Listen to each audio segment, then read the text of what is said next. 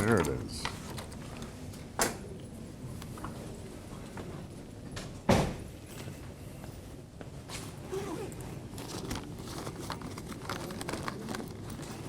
All right, let's do it.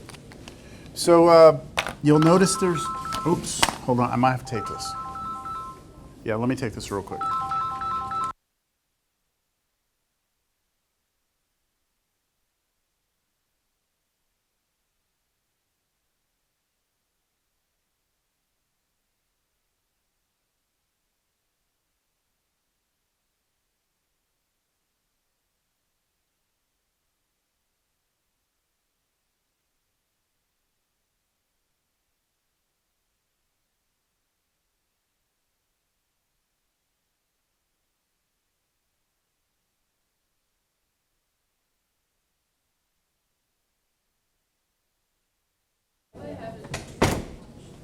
Sorry about that. All right, so I'm recording. I'll post this up later. You'll notice that there's not a lot of people here, and you may as well hear this from me. I don't normally do this, but I exempted anybody from the final who has a 95 or higher in the class. So if you're right, I know I have to have a threshold cut off somewhere. So yeah, sorry. Where the hell's the y'all see the black rag in here anywhere? Oh, there it is. Thank you. I'm sorry. I had to, so what I did is it was based on the idea that anybody who was in that position had to fail the test to lose their A in the class. So I don't normally exempt people from finals, but I just decided to do that. And I also thought that that might help us today, just focus on you asking questions if you have them, right? So let's just get down to business. The review, since I'm recording this, the problems I put up here, you can go back and look at them. The first, what did we end with? We graphed a parabola, right? We finished? Yes? It was a parabola, right? Yeah. Okay, so now the next problem that you should be able to do for this test, and you should have problems like this in your notes, like other problems we did. So this one's going to be the one where we throw a rock off like a bridge or something like that. Something like that. So how about this? A rock is thrown upward at 128 feet per second. So that's how fast the rock is thrown up, 128 feet per second, comma, from a, let's go 120-foot bridge.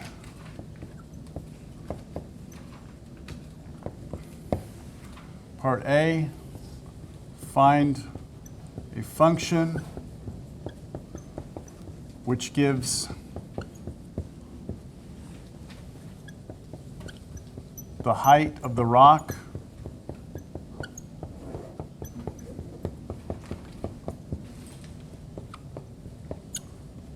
that's the first thing. And then the second thing, when does it reach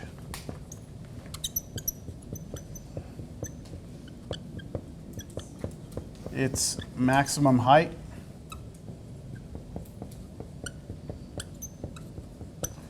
Next thing, how high does it go?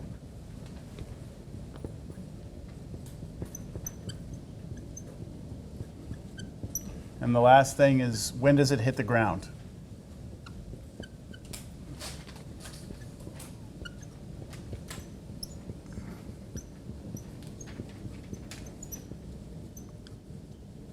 All right, sorry that's sloppy there at the bottom. So you're allowed to have a formula sheet, right, for this? I would definitely put the formula I'm about to use on here. By the way, our test is when? Tuesday. What time? Till? 1:45. Okay. And then do we have like a review that Like, you know, like for the midterm, you gave us that review that we had. Well, this is the review. This is it. These problems that I've done is your review. I didn't know if you were going to hand out No, I said I would have a handout, but then I'm recording. Yeah. Then I was going to project it, but last time I turned the projector on, it screwed up the video, so I'm just going to put them up here. Okay, thank you. And then I would go back and look in your notes for problems similar to this. Okay. All right, so what is the formula I'm going to use? You should have it. Yeah, there's a generic formula for objects. Oh, yeah. You have it somewhere? Seeing if anyone can find it. No? Everyone? 16t squared. Okay, before the negative, h of t,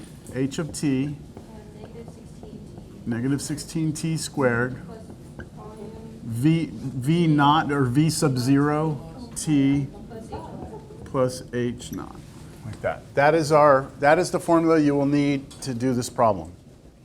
So make sure you have that written down. And so what we're going to do is we're going to identify the pieces of this formula. Let's start with h naught. H naught for us is the what? What does h naught represent? The height, the starting height. Okay, the starting height. So for us it's 120. V naught is your what? It's your Start speed. And do I give you the speed of the rock? Yes. 128 feet per second, right? Okay, once you have those two pieces of information, you can actually write down the quadratic function. You can fill in those pieces into the formula.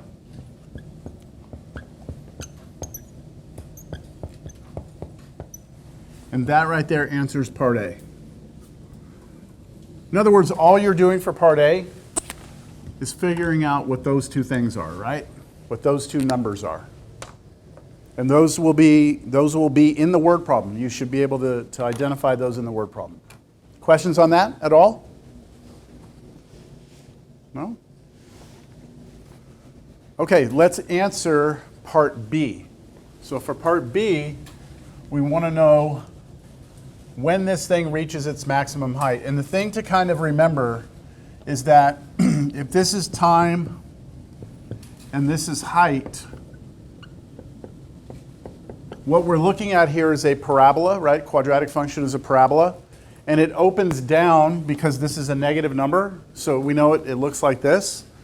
And our rock starts at 120 feet. The rock should go up and then it should come back down, right? It should go up and then come back down. So what we're looking for here, this maximum height right here, that point, this is when that happens, and this is the maximum height.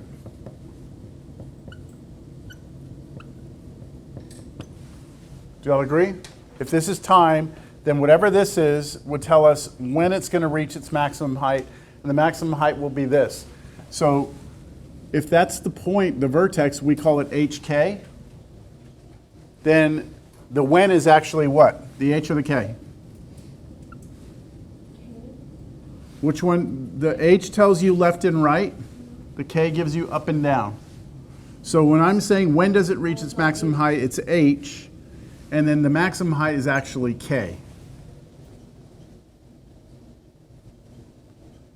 So to answer part B, right? To answer part B, And height is K. and height is K. So to answer part B, what am I looking for? When does it reach its maximum height, right? When does it reach its maximum height? So I want to know what H is, right? I want to know what H is. And how do we find H? There's a formula. It's negative B divided by 2A. And that formula definitely should be written down.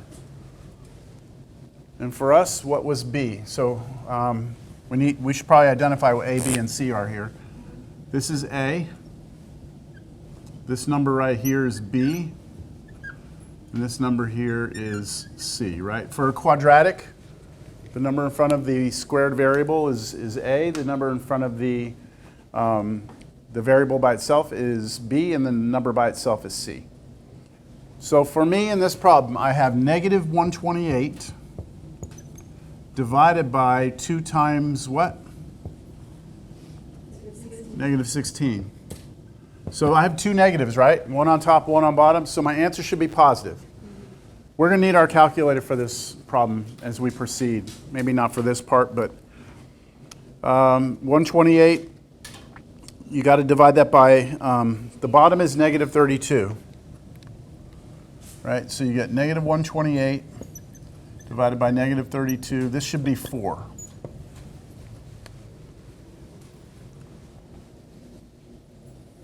Questions? For what? K. Nope.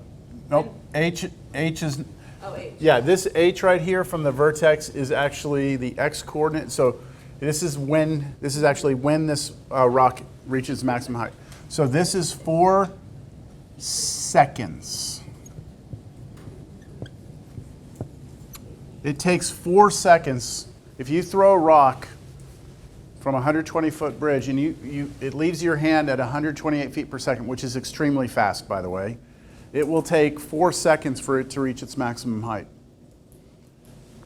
Now the question is, what is that maximum height? Like how high did it actually go? So that means we want to find K for part C. For K, what we do is we take this answer and we plug it into our actual height function, the one that I boxed right here. We're going to replace all of our t's with 4. So negative 16 times 4 squared plus 128 times 4 plus 120.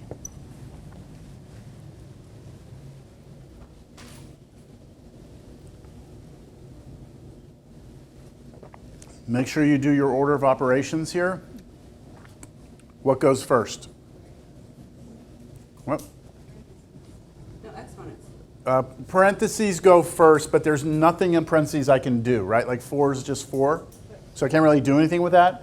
So I now go to exponent, so I'm going to square that 4 first. 4 squared is 16. So I have 16, negative 16 times 16, then plus 128 times 4, right? Is it all right if I do that right now or no? Yeah. I mean, I can wait to the next line, but 512 plus 120. Okay, and then now you're going to do 16 squared, or you're doing negative 16 times negative 16, which is negative 256. Sorry, I said negative times negative. Negative 16 times positive 16 is negative 256 plus 512 plus 120. And you can do all that on your calculator if you want. 376. Good. 376 feet. Right? This is the height. This is the maximum height of the rock. So remember that rock left the person's hand 120 feet high, right? 120 feet off that bridge. They threw that up. Took 4 seconds for it to reach the top. Yeah, it went really high, 376 feet. 128 feet per second is really fast. A football field's about 300 feet or so. So it went half a football field in a second. That's pretty quick. Okay, got it? We've got A, B, C done. We need D now. D is going to be, I think, the hardest part in terms of the computation's going to suck. All right? So how do we do D? For D, we want to know when it hits the ground. In our picture, that's this, right? Yeah. And we want to know exactly when that is. When does it hit the ground? We don't want to know how high it is when it hits the ground because we already know how high it is when it hits the ground. How high is it? How high is the rock when it hits the ground? It's 376 feet. No, that's the highest point it went to. I'm saying, what's the height of a rock if it hits the ground? 0, right? Which is why for this next step, what we're going to do to do part D is we're going to take our equation and we're going to set it equal to 0. And that's saying, hey, when does that thing have a height of 0? So I'm going to take this equation, this part D. I'm going to take my equation negative 16t squared plus 128t plus 120, and I'm going to set that equal to 0. Yeah, and this I can pretty much assure you on the exam that that's not going to factor, and so you're going to need your quadratic formula.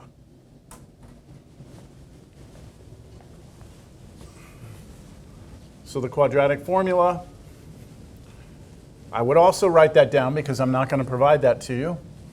The quadratic formula says that our solutions are negative b plus or minus the square root b squared minus 4 times a times c, all of that divided by 2 times a. So that's the formula. And now I just got to plug everything in. Remembering what a, b, and c are, right? Oh, you know what I just realized? I think, where am I? The camera stops right here. So this picture, sorry, is not on camera. Just so you know. This is, it stops about right here. So all the work is there, but this picture, that was help. What's that? I usually put a little line on the board right here so I know not to go past that. But okay, here we go. So what's negative b for us? Negative 128 plus or minus square root of, okay, get your calculator out because now we're supposed to do b squared, right? B squared? And b for us is 128, and I'm pretty sure we don't know what 128 squared is. So 16,384? 16,384. And then minus 4 times a, which is negative 16, times c, which is 120. All that, everything there, divided by 2 times negative 16. Okay, negative b, plus or minus, that's b squared. Minus 4, that's a, that's c, that's 2, that's a. What? Got it. What now? Do y'all remember what I told you about this, how I like to do it? Oh, you see that's positive. How many negatives do you have, right? I have 2 negatives. 2 negatives become plus. So I know I'm going to have an addition sign.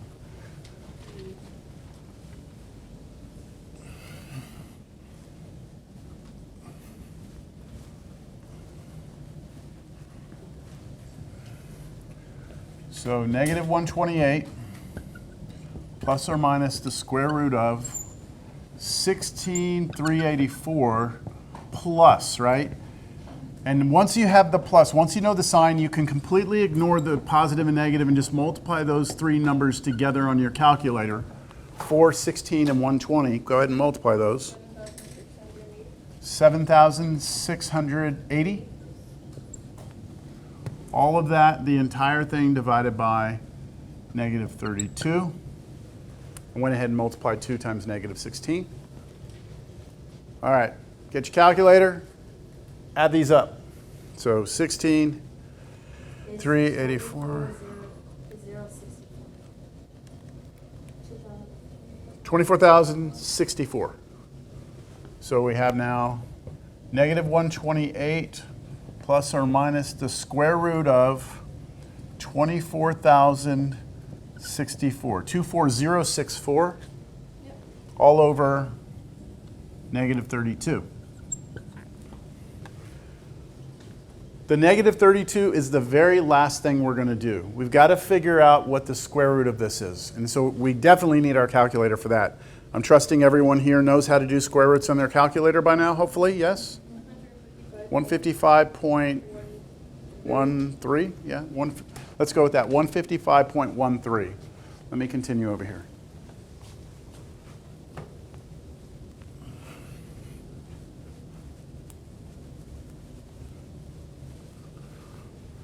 So you have negative 128, still there, plus or minus 155.23, is that what you said? 13, sorry, 13, all over negative 32. Okay. No more square root symbol, right? We took the square root, so we no longer have the square root there. And now at this point, all you have is a bunch of numbers, right? You just have to combine these together. So we have to look at two different scenarios, don't we? We have to do the plus and the minus. So I'm going to do those separately. So what I did in class, I showed you, is I like to draw like two arrows, one for each case. This will be the plus case, this will be the minus case. If I do the plus, it'll be negative 128 plus the 155.13, and then divide that by negative 32. This one will be negative 128, then I will subtract the 155.13 and divide by negative 32.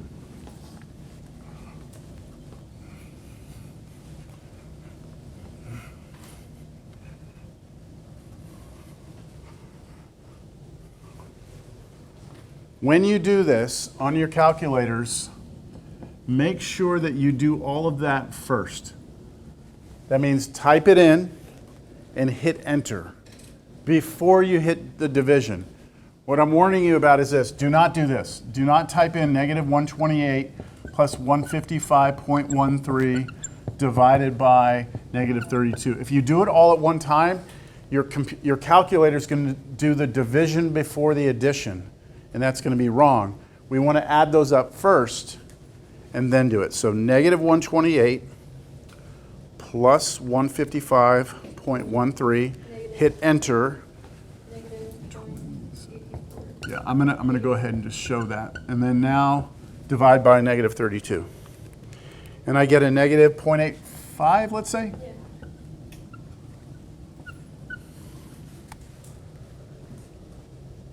And then on the other one, same thing. I want to put those two together first on my calculator.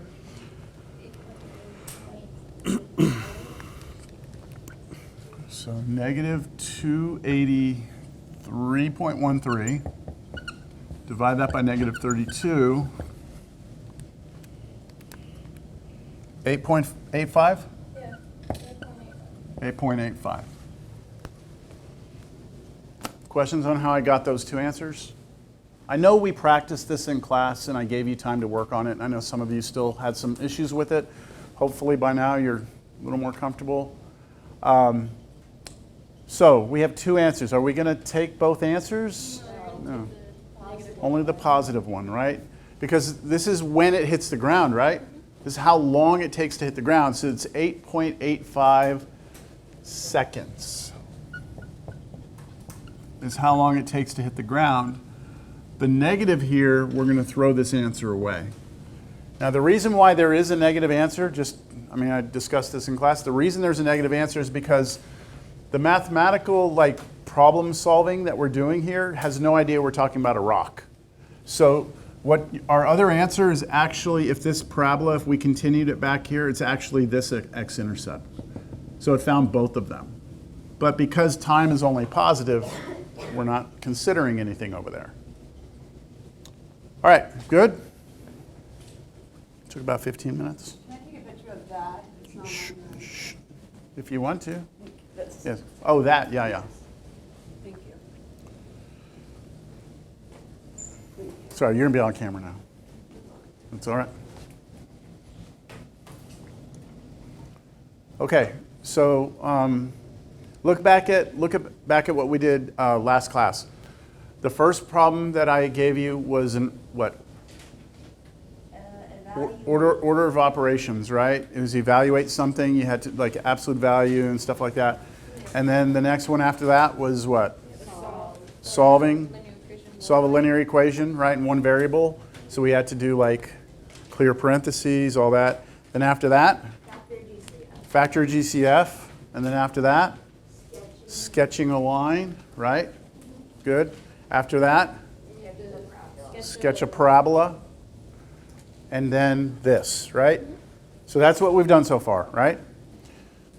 There's only 37 more problems to go through. I'm kidding.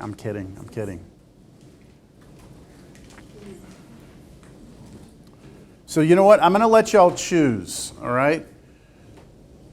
And keep in mind, if we remove this problem from the test, that means there's less problems on the test, but that means each problem's worth more, right? That makes sense? So how about the sketching the polynomial where you do the bounce cross thing? Did y'all like those? Do you want to avoid those? You know what I'm talking about? Where like, do you bounce or do you cross through? The end behavior, remember that I thing? think it was okay, it was just kind of annoying. Let's take a vote. I'm going to let you all decide and choose your own fate here. Polynomial functions, do y'all want to sketch one or not? Was it long?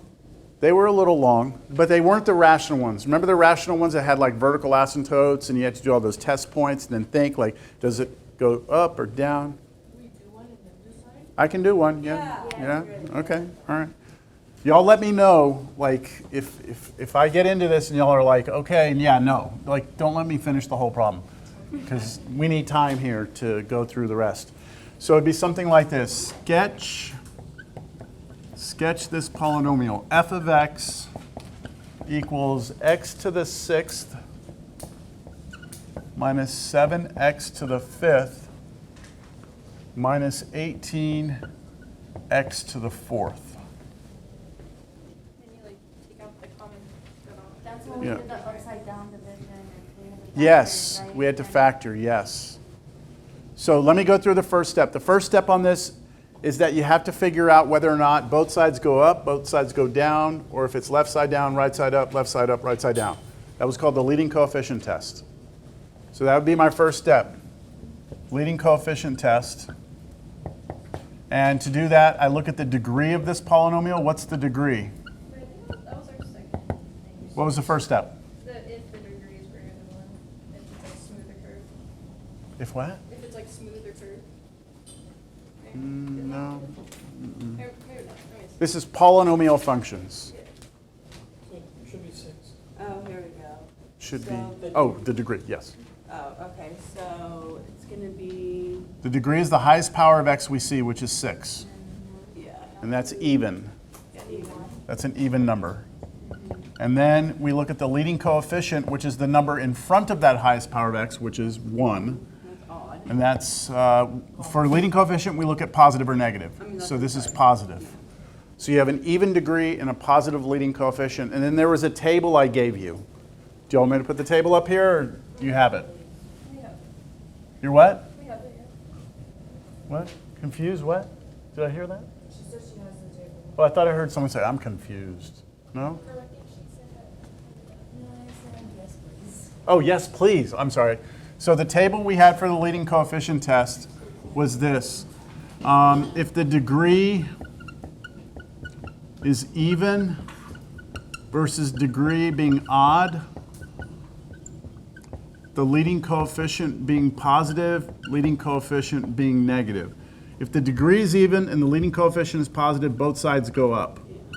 If the if the degree is even and leading coefficient is negative, both sides go down.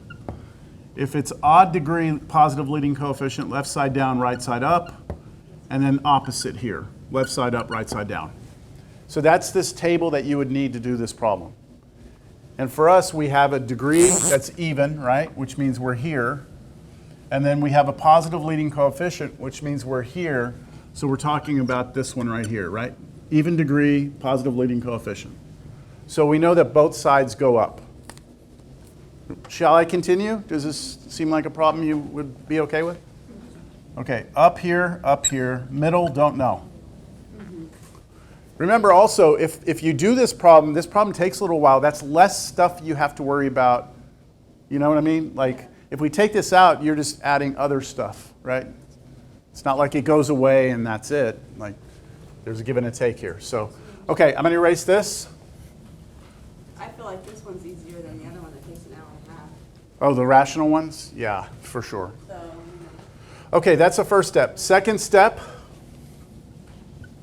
is to find the x-intercepts. We want to find where this graph hits the x-axis, and to do that, we had to set the function equal to 0. Set the function equal to 0. And when you do that, the very first thing you have to do is see if you can factor a GCF first, greatest common factor. So is there anything that they all have in common? X4. X to the 4th. And you must pull that out in front, and then you will be left with x squared minus 7x minus 18. So all you've done is basically subtracted 4 from each of those numbers, or taken 4 of the x's away. So you're left with 2 x's, 2 factors of x, 1 factor of x, and then there's no x's left there. Is that step all right? Now what you have to do is see if you can factor this. And that's a quadratic. You want to try and factor it. Not quadratic formula. You want to try and factor it. And this is where we got to a point in the class where I was like, look, some of you all know how to factor. If you know how to factor, great. If you don't, here's a way that I can show you. It's kind of like factoring first aid, right? Like, here we go. Let's try and... So do y'all remember how we do it? So you already said the upside down. We're going to do that upside down box. Synthetic division. Good. That's what it's called. And then what numbers would go into that box? 1, -7, -18. Those are the numbers that come from the coefficients of this. Notice we're not working with the x to the 4th. The x to the 4th has been taken out, right? It's still here, but we're trying to break this down. So all the work I'm doing right now is based solely on that piece right there. And now the question is, what do we use for the number out here to try and start our synthetic division? You remember where the numbers came from? Yeah, the 18. We look at the 18 and we look at all the factors of 18. So what numbers multiply to be 18? 2, 9, 1, 3, no, 3 doesn't, 3, yeah, 3, 6. So 1 goes in there, right? 2 goes in there. 3 goes in there. 6 goes in there, right? 9 goes in there. And of course 18 itself goes in there. And you have to look up both the positive and the negative. And I promised you, do anyone remember what I promised? Yeah, it's going to happen on the first few tries. I'm not going to make you try like 15 of them before it works. Now, I don't remember on this one what happens, but let's just try. Let's start with 1. If I put 1 out here, then bring the 1 down, multiply, right? Not add, multiply. 1, add down, -6, multiply again, -6. This does not work, does it? Okay, so I go again. You want to try -1 or you? Yeah. You want to go to 2? Yeah. Let's go to 2. All right. Let's try negative. -2. You want -2? Try -2. 1 comes down. -2. -9. 18. That works. That works. Do you follow this or not?